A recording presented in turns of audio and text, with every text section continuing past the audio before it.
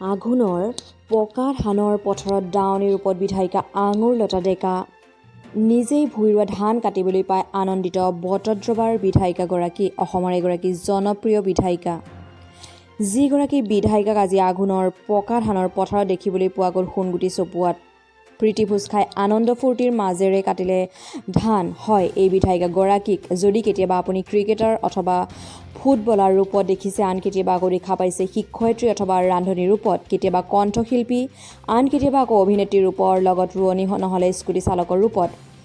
কিন্তু এই বহুৰূপী বিধায়িকাগৰাকীক আজি বটদ্ৰৱাৰ এখন পথাৰত দেখিবলৈ পোৱা গ'ল দাৱনীৰ ৰূপত, যিখন পথাৰত যোৱা 9 আগষ্টত নগাঁও কৃষি বিভাগৰ উদ্যোগত বটদ্ৰৱাৰ সৰু হিচা বৰ হিচা পথাৰত কৰা 100 হেক্টৰ ভূমিত কৰা উইণ্টাৰ পেডি ডেমনষ্ট্ৰেশ্যনত অংশ লৈ বিধায়িকাগৰাকীয়ে ভূঁই ৰুই শুভাৰম্ভ কৰিছিল।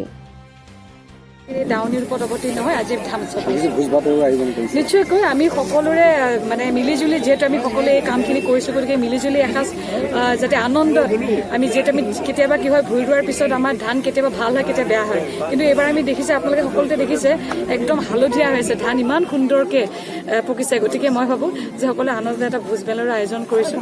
গতিকে এইটো আনন্দৰ মুহূৰ্ত। আচলতে মোতকৈও বেছি আনন্দিত আমাৰ খেতিয়কসকল আজি।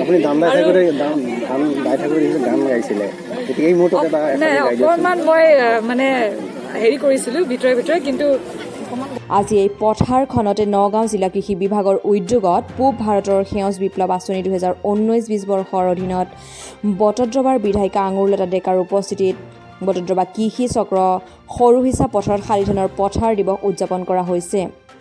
সোণোৱালী পথাৰখনত এনেদৰে হাঁহি ধেমালিৰ মাজেৰে ধান দাই বিধায়িকাগৰাকীয়ে উৎসাহিত কৰে কৃষিজীৱী ৰাইজক।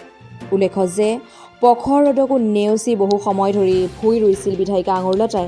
নিজ হাতে ৰোপণ কৰা পথাৰৰে সোণগুটি আজি চপাবলৈ পাই দাৱনীৰ ৰূপত আঙুৰলতাই নিজেই নামি পৰিল এনেদৰে পথাৰখনত। বটদ্ৰৱাৰ পৰা নাছিৰ আহমেদ, গ্ল'বেল নিউজ।